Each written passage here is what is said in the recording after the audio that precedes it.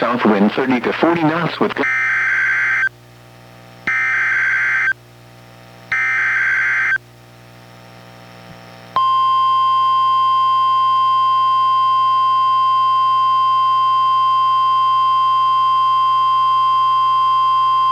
The following marine statement is, for the following, waters from Cape Shoalwater, Washington to Cape Falcon or from 10 to 60 nautical miles.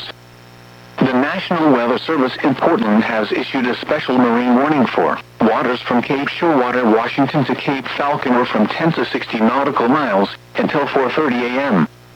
At 3:56 a.m., a shower capable of producing waterspouts was located 29 nautical miles northwest of Columbia River Buoy 29, moving northeast at 15 knots. Hazard, waterspouts and wind gusts to 40 knots. Source, radar indicated. Impact, waterspouts can create locally hazardous seas. Small craft could be damaged in briefly higher winds and suddenly higher waves.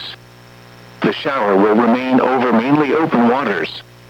Waterspouts can easily overturn boats and create locally hazardous seas. Seek safe harbor immediately.